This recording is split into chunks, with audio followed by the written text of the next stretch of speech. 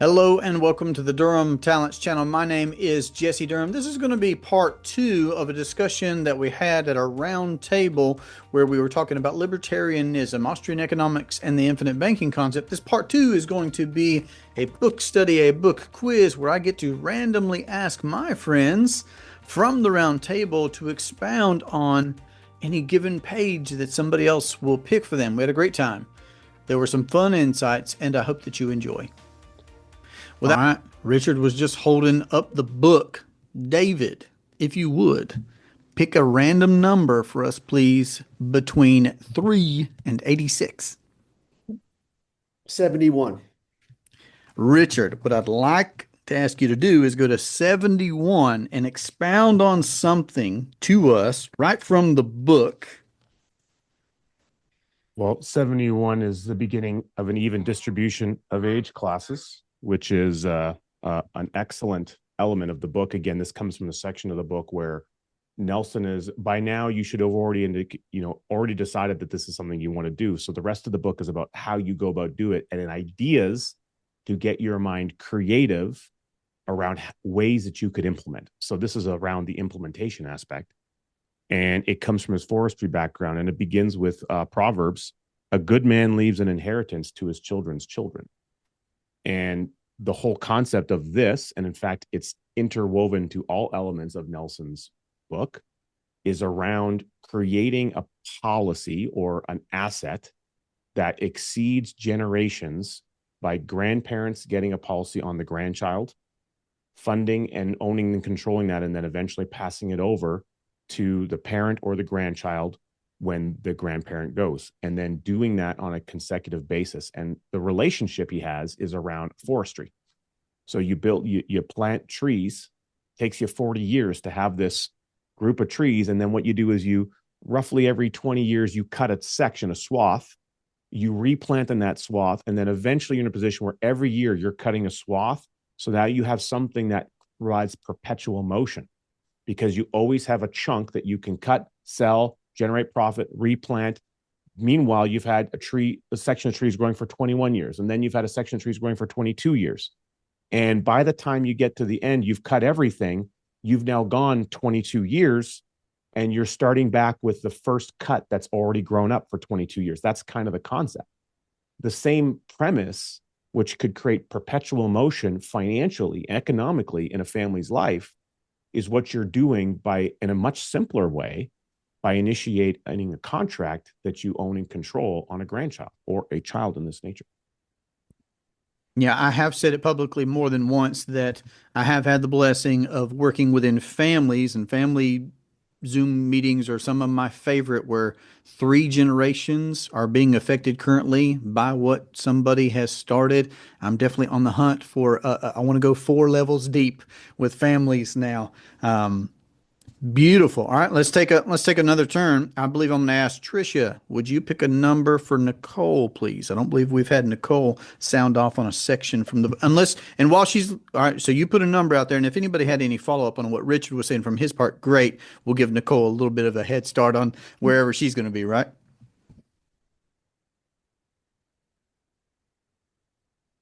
Unmute for us, Tricia. So sorry. I'm just going to say page 18. Okay, so while we move to page 18, anybody have a follow-up thought on what Richard was giving us from the even distribution? I like the way that Nelson ends that part of the book where he says, money won't buy happiness, but poor stewardship of money will surely steal the happiness.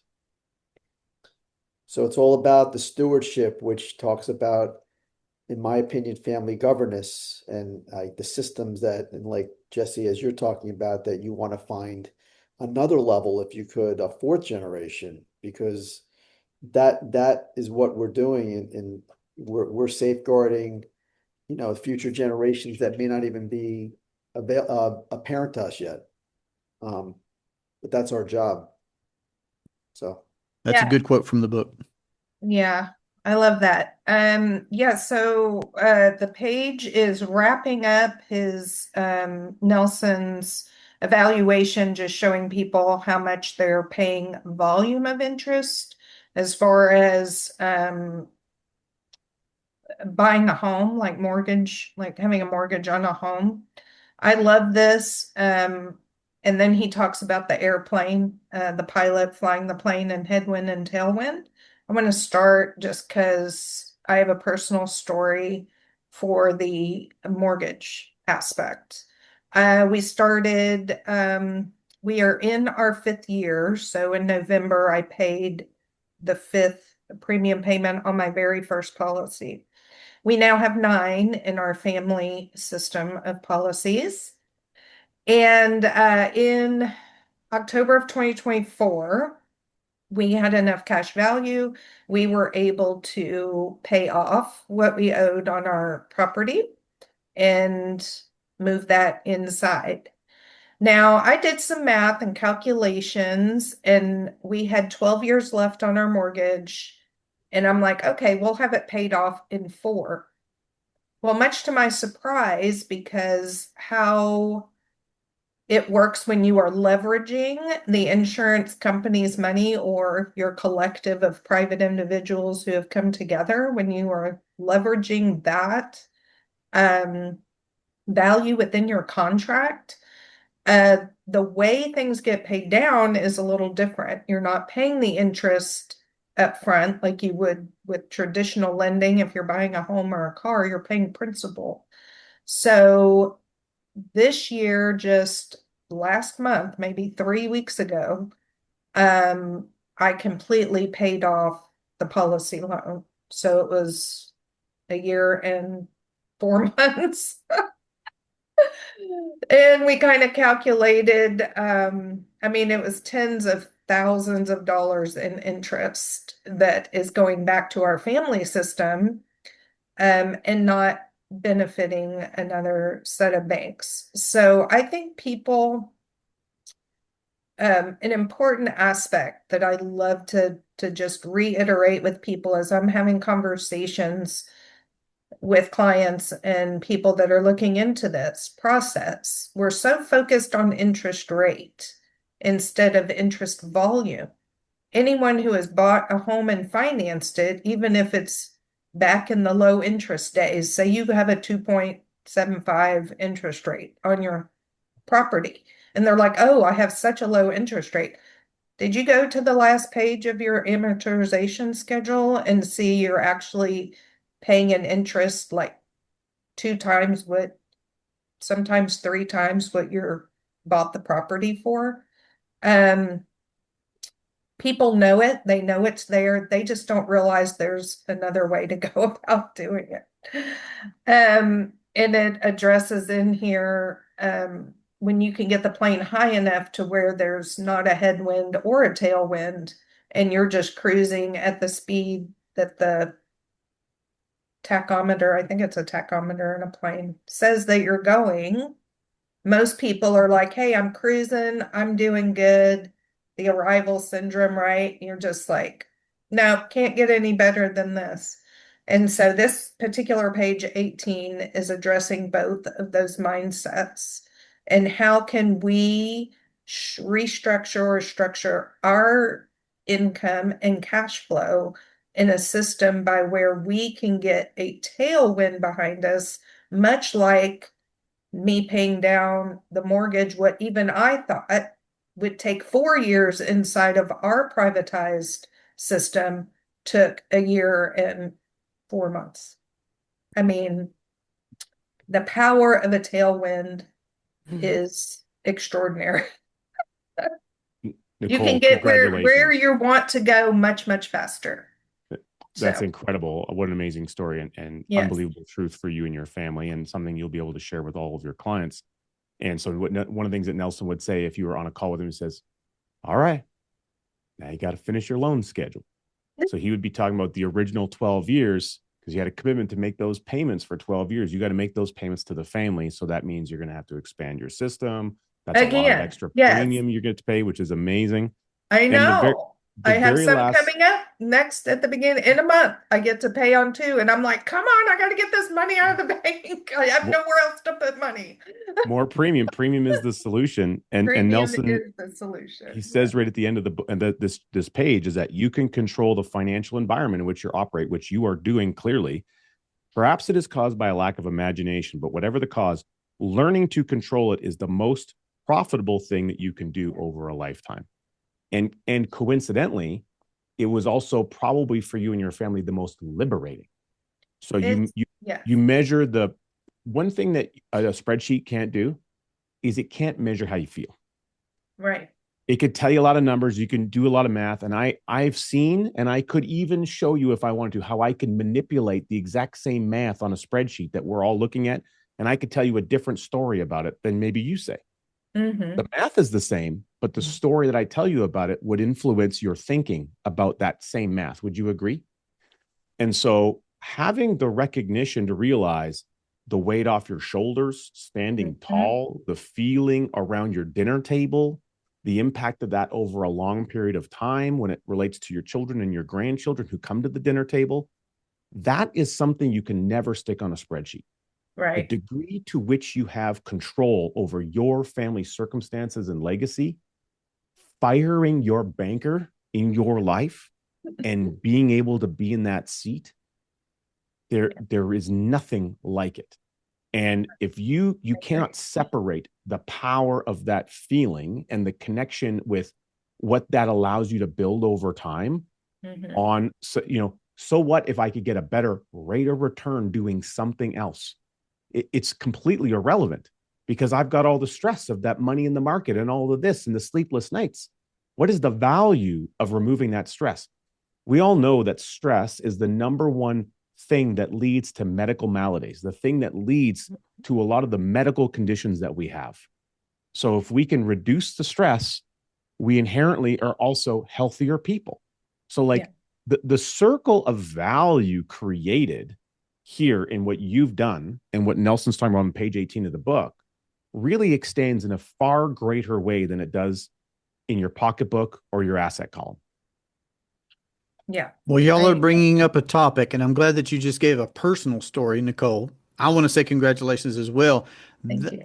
And I'm ready to have that as a roundtable discussion because it seems like there are two camps in the infinite banking footprint of should I pay off my mortgage? Should I not? Peace of mind over here. I think there's more to be said right there. So I don't know if y'all want to participate in that one. That could be an upcoming theme that we will field. I love what you said, Richard. Numbers don't lie. People will often say, but you can take that same data and tell two different stories. I think that's so important. Nicole, thanks for covering that section. We've said so much about human behavior just because of the themes that we've covered today. But when we can get past human behavior, I think that financial environment is so important because nobody does operate in a vacuum, like Nelson said. So yes, if we don't take care of the human problems, we can't talk about the environment so effectively, right? But once we do address the human problems, it matters what environment we operate in. Becca, good friend, a lot of y'all know her. She says, which is faster, cheetah or a marlin? Doesn't it depend on which environment, land or water? Right? It's so good. I think it's so good. So I had to give her credit for it. Listen, y'all, we're close to the end. I think we might be able to fit in one more. So have your final thoughts ready. Let me ask, Will, would you select a number for Dan? 3 to 86. Pick him a number, please. And anybody else will be able to chime in again. That's right, Dan. Big smile, buddy. We get to find out if Dan has the pages memorized like Richard does. I can tell you I don't. How about 27? All right. All right. Oh, nice section. Okay. So it's the review of part 1. Okay, so let's see. That wasn't planned, by the way. Banking being is a process, not a product. The money problem.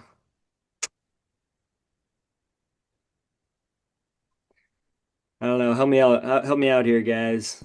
I think the first one that you said of product versus process is a great one for you to elaborate on. So I'll say that particularly to you, Dan, just because You do have a very unique, and again, for everybody listening, watching, you got to check out these origin stories on everybody here. Dan, in his interview with me, has a very different trajectory than I did. So, Dan, I don't remember the timeline, but you did not buy your first policy. Isn't that correct? Somebody else Yeah, bought it. Okay, yeah, so the you had a product before you had this codified process of the infinite banking concept as a big part of your life. So I think you have a unique perspective when it comes to talking about product versus Well, process. I was going to say goodbye to this product before I bought this house, and my parents had put just one sum of $5,000 in when I was, 4 years old in 1987. So by the time I'm 35, I've kind of like used most of my funds for things, and I was like, well, let's move up to Springfield. And I was just going to say goodbye to this policy that I had. I had some cash value build up over the years from that one sum. That was a single paid premium, by the way. That was before the Tamara Act. So I don't even know if those policies exist quite like they do now. I mean, anyway, but I talked with the insurance agent. I said, I'm just going to withdraw this. Can you just cash it in for me? And she said, well, would you like to take a policy loan? And this is where the whole process comes into being. And I'm like, well, what is a policy loan? I don't want to go to a bank. And they're like, okay, well, that's not what it is. And so I looked into it. And that's when I went down the rabbit hole, found all this information, got introduced to Bob Murphy, Carlos Lara, all these podcasts about talking about this whole subject about using policies for financing your life. And so now I've been able to pay that back since then. We've been in this house for 6 years, and now I've been able to use those funds again. The capital that's in my policy for now. I've been able to buy my neighbor's house because he couldn't even get a loan. He's an old hillbilly, couldn't get a loan from a traditional bank. So I was just really happy to help him, and then helped out my former business, Date Lady, which is a food processing company that produces date syrup.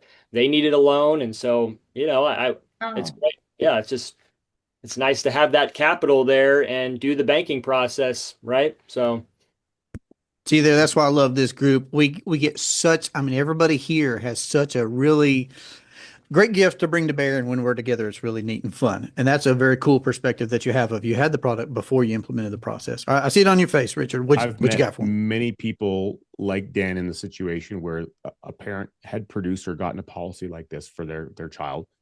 Eventually, they hand over control in some way, and those things get collapsed. In fact, a good friend of mine, Winnie Lau, who I love dearly, is an infinite banking practitioner. She's actually going to be speaking at the think tank this year with her daughter, also an amazing individual. Is that she had a policy like that, and she did that exact same thing. She was a single mother. She needed capital. No one explained to her. No one let her know that she should keep it. They didn't provide her any guidance or insight. Because she was the owner, she just did what she thought was best at the time. She didn't understand the long-term impact of that decision. That is very, very common. And incidentally, it also happens even with infinite banking families because they go and they build something. They even will have a family banking meeting. They try to get everyone involved, and then they will hand over control of a perfectly good policy that they created for a child. Now let's say they're 22, 24 years old, something like that. Well, we recently in our firm, we've had in the last 2 years, we've had two of those where ownership has transferred. The parent had conversations with them. Child knew what to do, but because a new person entered the relationship, a new spouse, within about 48 hours, those policies were canceled. 10-year policies. And so what they've sad. given up now is the equivalent of 75 years of growth potential, despite all the good education. So, and here's the thing, when you're the advisor, you now are dealing with the new owner. You can't tell the previous owner what happened. You're not allowed to do that because it's not theirs. So you can't even let the parent know what's transpired. This is how important the work we do is because it cascades over time. It cascades over time. And so a good advisor, good behaviors with a family, and that coaching relationship over time can have a drastic impact. And these decisions have merit and they have weight. And you don't know the gravity of that weight unless something like that happens. So I would encourage you who are newer to this business, be very mindful and be very clear and concise about how you make sure parents are educating their children. And it is personally my firm belief, my children will not receive their policies until I'm long gone. Mm-hmm. Because they might need a lifetime of experience. They're going to have to go through some hard knocks in life. And generally speaking, children in their early 20s are not what we would consider the most adept at life experience financially and decisions. I know I certainly was not. And so we need to be in a position of life experience. You have to go through some life before you know how to handle the resource that is being left behind. So I would encourage you in your practices to be very mindful of that. And then additionally, again, I've seen many people have an experience like Dan has indicated, where they're given a resource like this and they're tied between that. Do I get rid of it? Do I take the cash value? Do I this? Do I that? And unless they have that guidance, unless they have something in place, they don't even know. Another common element is that people end up with 20 pay policies. They're sold to kids because the idea of them ending and not being able to pay a premium is really common. They like the concept of a no premium future. What they realize is that they're cutting off the potential of growth that exists right when the policy is at its premier element. That if you could pay one more premium, the impact is drastic. So one of the things that Nelson teaches us, page 85, point number 2, is that if you knew at passive income time, you would get back every single dollar you put into a system, potentially tax-free. Would you ever object to putting any more into it? The obvious answer is no. It's a rhetorical question. So why on earth then would you limit the ability to pay a premium? You may want the ability to not pay it. You may want the choice. You may be empowered with that decision. But you always want to have the ability to pay it. Because if I can put $1 in and I know that dollar is going to create $4, $5, or $6, why on earth wouldn't I want to put the dollar in? Richard, I wonder one of the ways of bypassing this idea where like kids end up growing up and then withdrawing their policies like I was getting ready to do is for the parents to be more involved in, because I have policies for my kids. I'm really excited about them learning about this whole process and financing, obviously, with this as they grow, is kind of doing like showing them how policy loans work in real time. Like do an experiment, show them how they can buy something and then put them on a track to pay it back. So then they've actually used it. And then when they get older, that person would be like, well, no, I'm not going to cash in my policy. I bought this with it one time back in the day. Or at least one instance at least would help them catch the concept. Can I give you a couple personal examples on that? So first and foremost, a big shout out to Becca Wilhite and her incredible book, Beaver Bankers. It's an amazing illustrated book that if you have young children, you should be reading to them. I literally read it to my daughter today. She often requests that book. In fact, the last time we had a family banking meeting, that was the book we discussed. That was the topic. We went through that book and we spoke about elements in it in relation to our own family situation. And so we use that as inspiration. Now, my kids are 8 and 10 years old presently. And so when my daughter was 2, I read a little book about Fancy Nancy, who wanted to buy some expensive red shoes for $40. And she went and learned how to work and save. And she cracked open her piggy bank and she only had $20. And I use that as I was struck by lightning about an inspiration of how I can start introducing concepts to my daughter. And I said, well, Nora, we have a family bank. It's a little different than the piggy bank. And we work together as a family to build up savings. It's really important, though, if we open the bank and we use some of the money, we have to put it back in. Because whatever we use, we have to put back in so that we can use it again later. So from 2 years old, my daughters understand that fundamental principle. And she brings it up. So every time we do a family banking meeting, I reiterate that simple truth with her. So she already understands the need to pay it back. She doesn't understand what that looks like. She doesn't understand a policy loan. She doesn't understand insurance. She will one day. But at age 2, we started laying the foundation for what that could look like. And a little book about a girl buying shoes and depleting her savings to zero, but doing all the work to generate more is where we use it. Bringing back our Austrian and libertarian conversation from earlier, at the end, she goes and saves the money for $40. She goes to buy her red shoes. Goal-oriented. It's important to have goals. We have multiple lessons from this one book. And then the guy says, I need $3 more for sales tax. And so I said, boo, icky sales tax. So now my daughter and my kids, anytime we go to a restaurant or something, it's like, oh, don't forget about sales tax. And they both go, boo, icky, icky sales tax. And so it's this fun engagement that we've created with the kids. And they only understand that there's something about that they need to be aware of, that it's something they should understand more. Like something's not quite right when it comes to this sales tax. And so we have had multiple discussions about sales tax now, all because of a little book where a girl's buying red shoes.